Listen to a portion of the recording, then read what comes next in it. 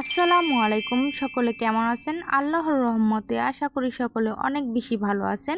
আজকের রেসিপিতে দেখাবো বড়ইয়ের টক ঝাল মিষ্টি আচার। আমি যেভাবে দেখিয়েছি একবার এভাবে বানিয়ে দেখুন। চুলা থেকে নামানোর সাথে সাথেই আপনাদের আচার শেষ হয়ে যাবে আর বাসার সকলে অনেক বেশি পছন্দ করবে। খুব সহজভাবে দেখিয়ে দেওয়ার চেষ্টা করেছি, আশা করি ভালো লাগবে রেসিপিটা। আর কথা বাড়াবো না, চলুন মূল ভিডিওতে যাওয়া যাক। আচার বানানোর জন্য প্রথমে আমি একটা মশলা বানিয়ে নেব।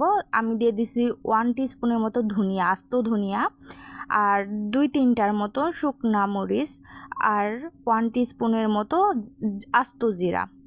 তো এগুলোকে দিয়ে একটু নেড়েচেড়ে ভেজে নেব। ভেজে ঠান্ডা করে তারপর গুঁড়ো করে নেব। গ্রাইন্ডারে বা শিলপাটায়ও করতে পারেন। তো আমি নামিয়ে নিচ্ছি।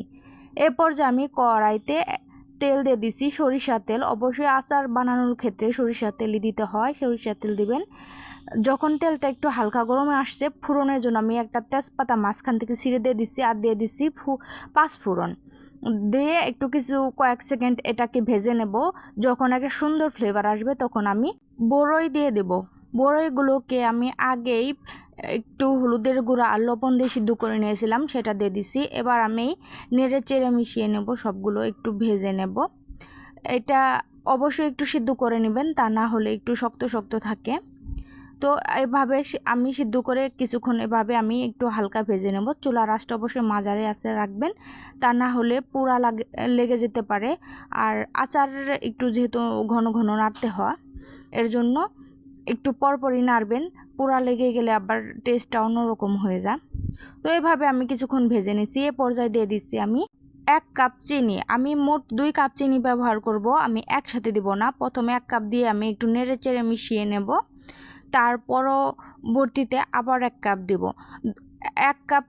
2 কাপ চিনি দিলে মোটামুটি এটা একটু ভালো মিষ্টি পর্যায়ে চলে আসবে। তারপর আপনারা আপনাদের টেস্ট অনুযায়ী কে কেমন মিষ্টি খেতে চান, কে কেমন ঝাল খেতে চান, সেই অনুযায়ী দিবেন। চিনিগুলো দিয়ে আমি আবার একটু নেড়ে চেড়ে মিশিয়ে নেব।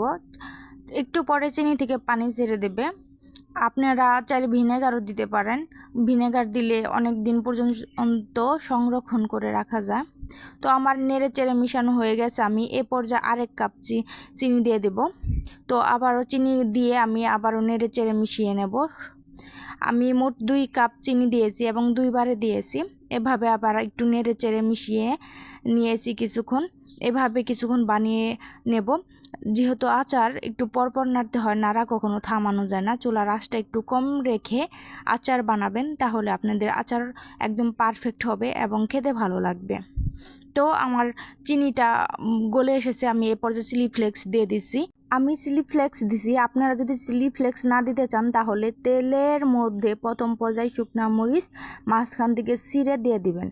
তো আমি এভাবে চিলি ফ্লেক্সটা দেওয়ার পর আবারও একটু নেড়ে চেড়ে মিশিয়ে নেব। আমার চিনিটা থেকে গলে গেছে, চিনিটা থেকে পানি ছেড়ে দিয়েছে। এভাবে আমি সম্পূর্ণ পানিটাকে টেনে নেব এবং কিছুক্ষণ রান্না করতে থাকবো। আর বড়িটাকে একটু খুন্তি দিয়ে একটু থেতো করে দেব, তাহলে ভিতরে মশলাটা ঢুকবে, খেতে ভালো লাগবে। আপনারা দেখে বুঝতে পারছেন ঠিক আমি কিভাবে করছি। আপনারা চাইলে এভাবে করতে পারেন। এভাবে করলে ভিতরে মশলাটা ভালোভাবে যায়। তো এভাবে আমি কিছুক্ষণ করে নিচ্ছি। ভিডিওর পর্যায়ে যারা ভিডিও দেখা শুরু করেছেন কিন্তু লাইক দিতে ভুলে গেছেন, প্লিজ দয়া করে আমার ভিডিওতে একটি লাইক দিবেন। আপনাদের একটি লাইক আমার ভিডিও বানানোর আগ্রহ বাড়ে। এ পর্যায়ে আমি সেই মশলা বানিয়েছিলাম শুরুতে, সেটা আমি গুঁড়ো করে নিয়েছি, সেটা দিয়ে দিচ্ছি। আর দিয়ে দিচ্ছি বিট লবণ। অবশ্যই যে কোনো আচারে বিট লবণ দিবেন আর এই মশলাটা বানিয়ে দেওয়ার চেষ্টা করবেন, তাহলে দেখবেন সুন্দর একটা ফ্লেভার আসে আর খেতেও অসম্ভব মজার হয়ে থাকে। তো আমি মশলাকে দিয়ে আবার একটু নেড়ে চেড়ে মিশিয়ে নেব।